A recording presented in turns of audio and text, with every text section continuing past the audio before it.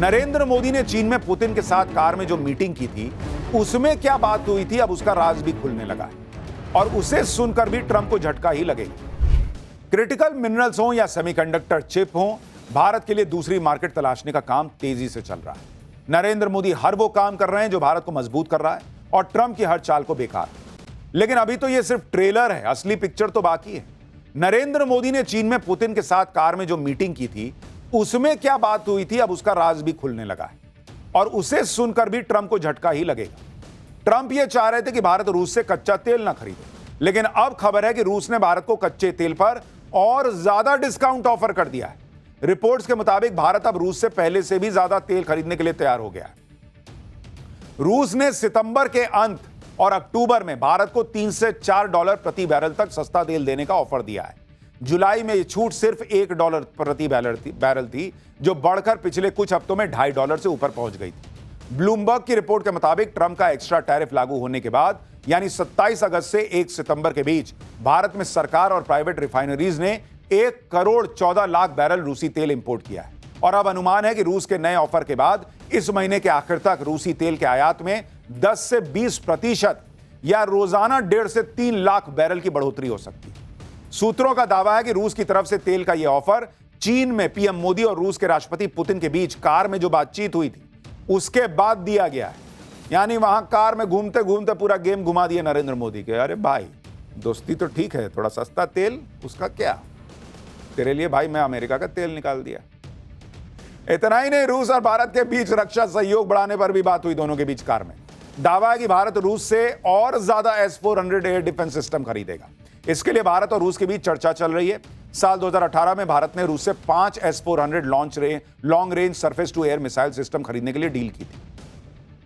इसमें से 2 missile system की डिलीवरी साल 2026 या 2027 तक होने की उम्मीद है। रूस के साथ तो भारत के मजबूत संबंध पहले से हैं। अब तो चीन भी भारत के साथ संबंध सुधारने की कोशिश कर रहा है और इसका अंदाजा SCO समिट के दौरान मोदी और शी जिनपिंग की मुलाकात के दौरान हुआ। लेकिन चीन में मोदी जिनपिंग के अलावा एक ऐसे शख्स से भी मिले थे जो भारत चीन संबंधों में गेम चेंजर साबित हो सकता है। चीन दौरे पर पीएम मोदी ने शी जिनपिंग के सबसे करीबी माने जाने वाले काई ची से मुलाकात की थी। विदेश मंत्रालय ने बताया है कि पीएम मोदी ने काई ची के साथ द्विपक्षीय संबंधों को लेकर अपना विजन साझा किया। इसके जवाब में काई ची ने चीन भारत दोस्ती को नए आयाम देने का वादा किया। अब आप सोचेंगे ये काई ची कौन है भाई, जो इतना बड़ी चीज हो गई, इनसे नरेंद्र मोदी मिल लिए। सरल भाषा में कहूं, बहुत आसानी से समझना है तो ऐसे समझिए कि जैसे नरेंद्र मोदी के लिए अमित शाह हैं, वैसे जिनपिंग के लिए काई ची हैं। जैसे नरेंद्र मोदी को विश्वास है अजीत डोभाल पर, वैसे जिनपिंग को भरोसा है काई ची पर। यह उदाहरण दे रहा हूं आपको, इसी से आपको समझ में आ जाएगा कि आदमी की इंपॉर्टेंस क्या है। काई ची को बीजिंग में एक ताकतवर और प्रभावशाली व्यक्ति के तौर पर जाना जाता है। उन्हें शी जिनपिंग का चाणक्य भी कहा जाता है। काई ची चीन की पोलित ब्यूरो स्थायी समिति के 7 सदस्यों में से एक हैं। पोलित ब्यूरो ही चीन की सबसे शक्तिशाली निर्णय लेने वाली संस्था है। काई ची कम्युनिस्ट पार्टी ऑफ चाइना के जनरल ऑफिस के डायरेक्टर भी हैं, जिसे पार्टी का कमांड सेंटर माना जाता है। जनरल ऑफिस के डायरेक्टर के तौर पर काई ची ही ये सुनिश्चित करते हैं कि शी जिनपिंग के निर्देश सभी मंत्रालयों में लागू हो जाएं। काई ची को शी जिनपिंग का करीबी भी माना जाता है। प्रांतीय पॉलिटिक्स से लेकर कम्युनिस्ट पार्टी चीफ बनने तक काई ची ने शी जिनपिंग का साथ बखूबी निभाया है। एक्सपर्ट्स का कहना है कि मोदी को काई ची से मिलवाना इस बात का संकेत है कि शी जिनपिंग ने भारत चीन रिश्तों को सुधारने की जिम्मेदारी अपने सबसे भरोसेमंद सहयोगी को सौंप दी है। यानी नरेंद्र मोदी ने हर तरफ से ट्रंप के खेल को खत्म करने की शुरुआत कर दी। लोग हालांकि इसे संयोग मान रहे हैं कि जिस दिन ट्रंप ने भारत पर टैरिफ लगाया था, आपको याद है वो दिन कौन सा था, जो वो 50% वाला जो एक्स्ट्रा 25% शुरू हुआ था, वो याद है किस दिन शुरू हुआ था? वो जिस दिन शुरू हुआ था वो दिन गणेश चतुर्थी का था, विघ्नहर्ता का दिन था। और ट्रंप सोचा कि विघ्नहर्ता आए हैं और ट्रंप हमारे लिए विघ्न की लाइन लगाएगा। भगवान गणेश को विघ्नहर्ता यानी सभी परेशानियों को दूर करने वाला माना गया है। अब आप देखिए कि भारत अपनी सारी चुनौतियों से टकराते हुए कैसे इन विघ्नों से लड़ता हुआ आगे बढ़ता जा रहा है। भारत के साथ कुछ बहुत अच्छा होने वाला है, इसके लिए कुछ दैवीय संकेतों की भी बातें हो रही हैं। इसके लिए पुरी के भगवान जगन्नाथ मंदिर के शिखर की ध्वजा पर चील के बैठने का हवाला दिया जा रहा है, जिसका वीडियो भी सोशल मीडिया पर वायरल हो रहा है। जगन्नाथ मंदिर 224 फुट ऊंचा है और समंदर के किनारे होने से इसके ऊपर हवा का बहाव काफी तेज रहता है। और भगवान जगन्नाथ मंदिर की 20 फुट लंबी ध्वजा हमेशा लहराती रहती है। ऐसे में ध्वजा के ऊपर चील के संतुलन बनाकर बैठने का खास मतलब निकाला जा रहा है और इसे देश के लिए शुभ संकेत बताया जा रहा है। इससे पहले आपको याद होगा पीएम मोदी के संसदीय क्षेत्र वाराणसी के काशी विश्वनाथ मंदिर में सफेद उल्लू के बैठने को भी देश के लिए शुभ संकेत बताया गया था। यानी भारत के लिए सब कुछ शुभ होगा ऐसा जानकारों को लगता है, लेकिन भारत के लिए जो विघ्न आए थे वो तो एक एक करके साइड लगते जा रहे हैं। ये दिखता है।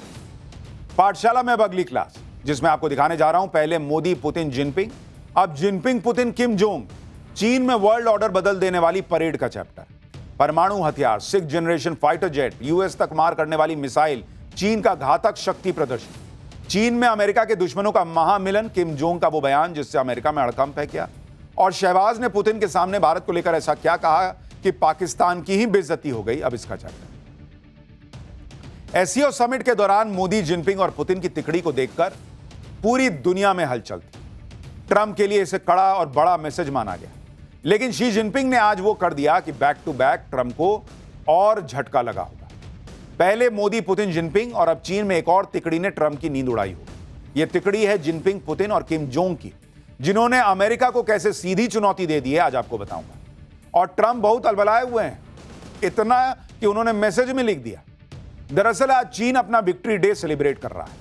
दूसरे विश्व युद्ध में जापान पर जीत की खुशी में अपने इतिहास की सबसे बड़ी मिलिट्री परेड निकाल रहा था और ऐसे ऐसे आधुनिक और विध्वंसक हथियारों की प्रदर्शनी चीन कर रहा था जिसे देखकर दुनिया में चर्चा हो रही है। परेड में 100 से ज्यादा हथियार, 45 से ज्यादा सैन्य टुकड़ियां और 100 से ज्यादा विमानों के जरिए चीन ने घातक शक्ति प्रदर्शन किया, इसकी चर्चा हो रही है। इनमें से कई हथियार तो ऐसे हैं जो पहली बार दुनिया के सामने आए।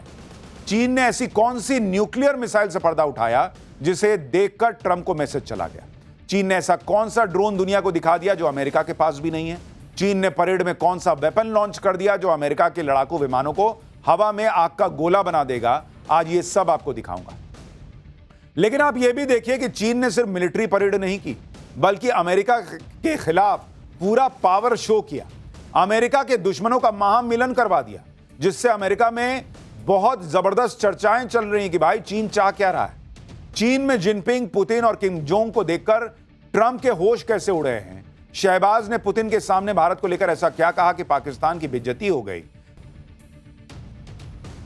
दूसरे विश्व युद्ध में जापान पर जीत के 80 साल पूरे होने पर चीन में विक्ट्री डे परेड हुई।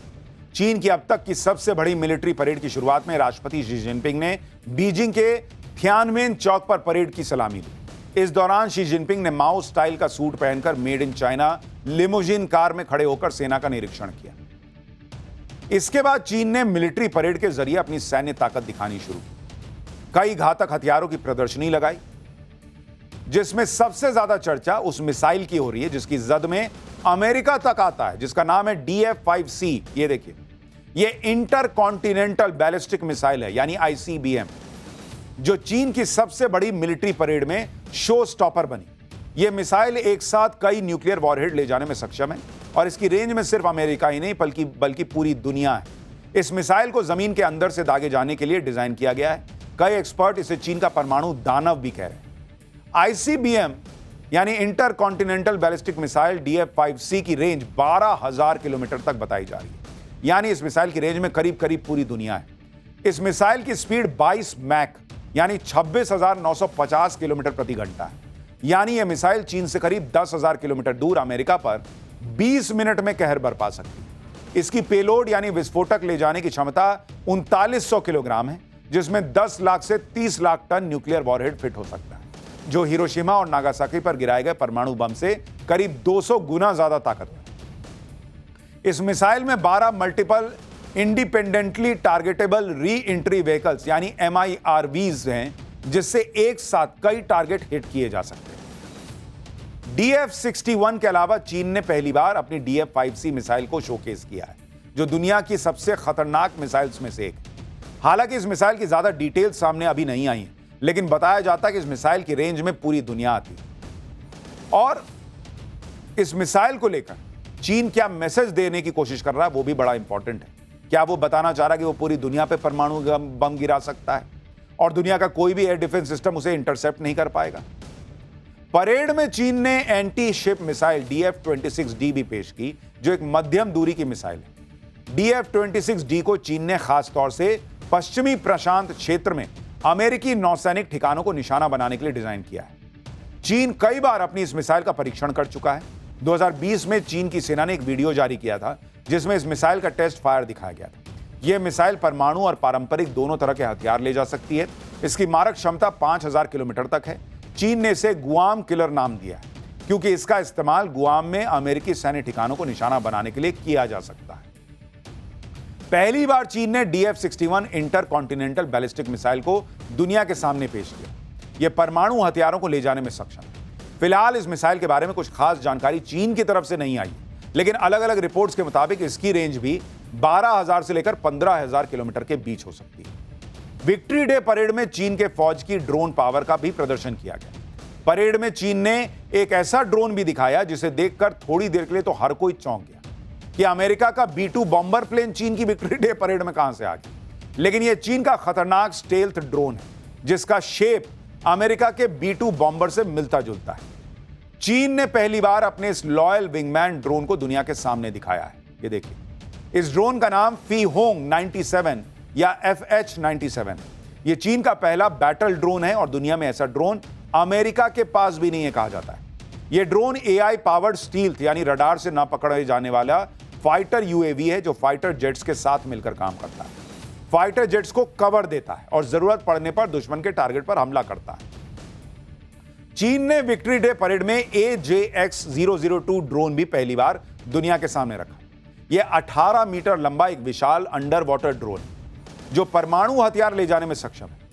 यह विशालकाय पनडुब्बी जैसे ड्रोन 18 से 20 मीटर की गहराई तक पानी में जा सकते हैं। इन्हें दुश्मन की नौसेना या पनडुब्बियों पर हमले के दौरान कमांड एंड कंट्रोल और टोही मिशनों में इस्तेमाल किया जा सकता है। चीन ने विक्ट्री डे परेड में ऐसे ऐसे हथियार दिखाए जिसके बारे में दुनिया अभी तक सिर्फ कयास लगा रही थी कि चीन के पास हो सकते हैं, और इसीलिए चर्चा हो रही है कि चीन ये शक्ति प्रदर्शन अचानक इस समय पे क्यों कर रहा है। जो हथियार पहले नहीं दिखाए अब क्यों दिखा रहा है। आप ये देखिए, 8 पहियों वाली बख्तरबंद गाड़ी पर लदा ये चीन का नया लेजर वेपन जिसका नाम है LY-1 लेजर वेपन, जो वॉरशिप में लगाए जाने वाली लेजर हथियार प्रणाली है। यह प्रणाली दुश्मन के ड्रोन्स, मिसाइल्स और अन्य उपकरणों के ऑप्टिकल सेंसर को नष्ट कर सकता है। दुश्मन के फाइटर जेट्स को हवा में ही जलाकर राख कर सकता है, यहां तक कि पायलट्स को अंधा भी कर सकता है, यह दावा है। चीन ने परेड में सिर्फ अपने मारक हथियारों की प्रदर्शनी नहीं लगाई बल्कि डिफेंस इनोवेशन का भी शोकेस कर दिया। 4 रोबो डॉग का स्क्वाड भी चीन की मिलिट्री परेड का हिस्सा बना। एक्सपर्ट्स के मुताबिक अमेरिका अभी सेना में रोबो डॉग्स को लेकर रिसर्च एंड डेवलपमेंट के स्टेज पर, लेकिन चीन की सेना में रोबो डॉग्स का इस्तेमाल शुरू भी हो चुका है। चीन ने इसी साल अप्रैल में कंबोडिया के साथ युद्धाभ्यास के दौरान रोबो डॉग्स का प्रदर्शन किया था। ये रोबो डॉग्स मशीन गन और रॉकेट लॉन्चर से लैस थे और सैन्य अभ्यास के दौरान हथियारों को फायर भी कर रहे थे, जिसका ये वीडियो आप देख रहे हैं। और कहा जा रहा है कि चीन ये सारी ताकत खास तौर पर अमेरिका को दिखाना चाह रहा था। चीन में जो कुछ भी हो रहा है वो ट्रंप की नींद उड़ाने के लिए काफी। आप खुद सोचिए, इससे पहले कब ऐसा हुआ है जब अमेरिका के दुश्मनों का इस तरह से मिलन समारोह हुआ हो। चीन की विक्ट्री डे परेड में रूस के पुतिन, नॉर्थ कोरिया के किम जोंग उन, ईरान के राष्ट्रपति मसूद पेजेश्कियन शामिल हुए। ये वो देश हैं और नेता हैं जिनको अमेरिका अपना दुश्मन मानता रहा। आपने विक्ट्री डे परेड में चीन की ताकत देखी, अब आपको इस परेड में शामिल हुए नेताओं के बारे में भी बताता हूं। ये वो तस्वीरें हैं जो आमतौर पर आसानी से देखने को नहीं मिलती। चीन से ही पीएम मोदी ने ट्रंप को मैसेज दिया था और अब खुद चीन ने अपनी ताकत दिखाते हुए ट्रंप को मैसेज दिया। ये तस्वीरें दुनिया के 25 देशों के राष्ट्राध्यक्ष एक साथ परेड में जा रहे हैं।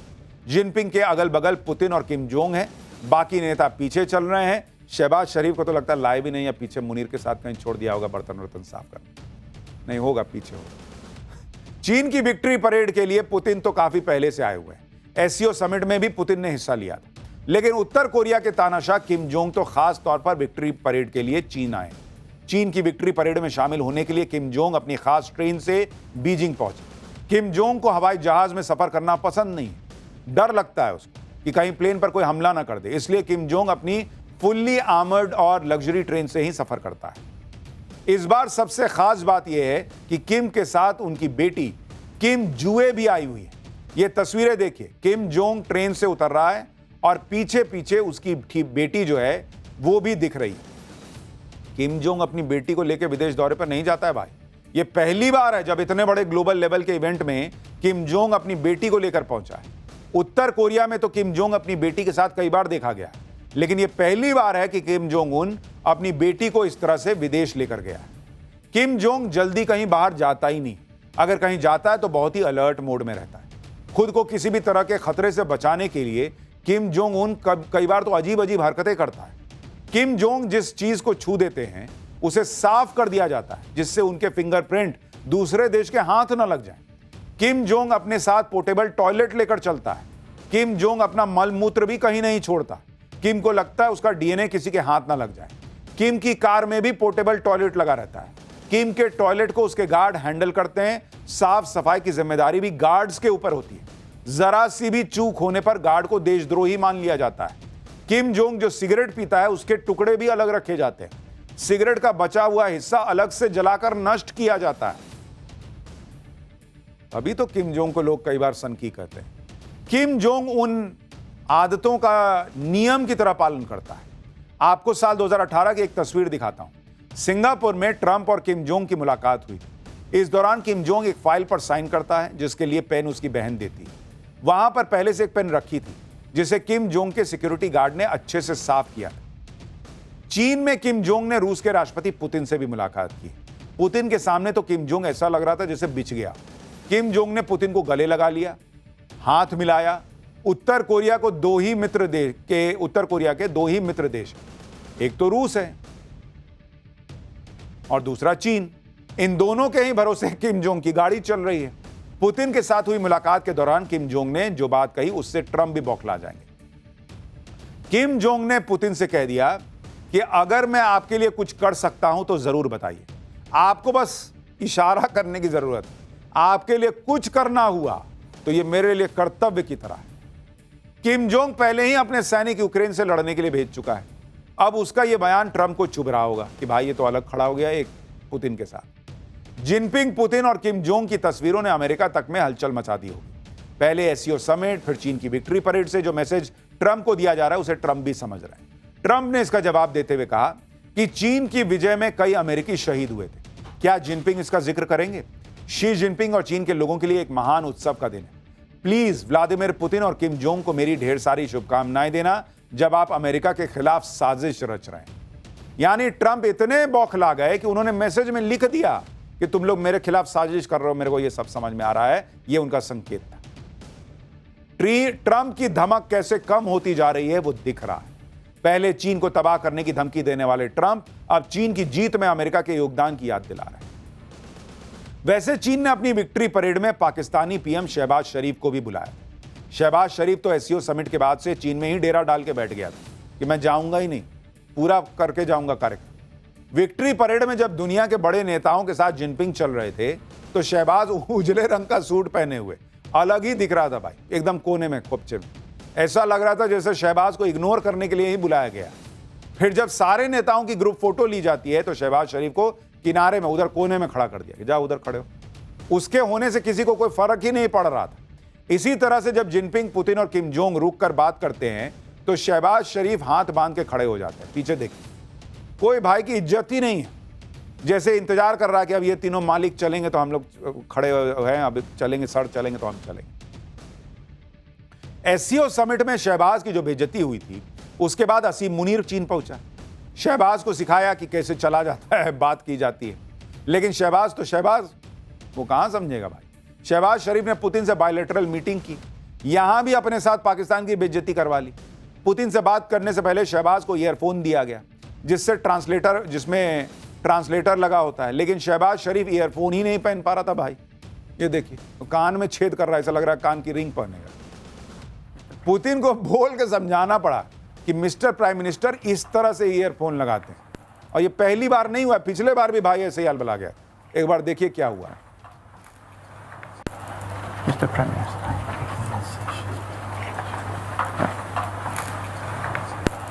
मिस्टर प्राइम मिनिस्टर,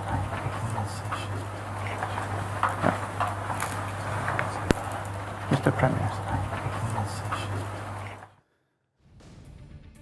क्या देश है भाई, इसके प्राइम मिनिस्टर को कान में ईपी लगाने नहीं आ रहा है। पुतिन के साथ मुलाकात के दौरान शहबाज खुद को पूरी तरह से कॉन्फिडेंट दिखाने की कोशिश जरूर कर रहा था, लेकिन शहबाज की बॉडी लैंग्वेज अलग ही कहानी कह रही थी। शहबाज ने कहा कि वो भारत और रूस के संबंधों की कद्र करते हैं और रूस के साथ खुद अच्छे और मजबूत संबंध बनाना चाहते हैं। ये सब बोलते हुए शहबाज पुतिन की आंखों में नहीं देख पा रहे थे। वहीं शहबाज के इस बयान पर पुतिन का रिएक्शन भी देखने लायक, जैसे सोच रहे हो कि ये क्या ही बोले जा रहा है। देखिए क्या माहौल था वहां। शहबाज शरीफ पुतिन से कह रहे हैं कि हम आपके और भारत के जो संबंध हैं वो हमारे लिए एकदम ठीक है, हमको कोई दिक्कत नहीं, लेकिन हम आपसे और संबंध बनाना चाहते हैं। पुतिन भी सोच रहे होंगे कि तुमको अगर दिक्कत हो जाती, कि तुमको अगर पसंद नहीं है भारत और रूस के रिश्ते, तो क्या हम तोड़ लेते क्या? तो तुमको पसंद आ रहा है, इससे हमको क्या लेना देना भाई। खैर जा गया है थोड़ा टाइम पास।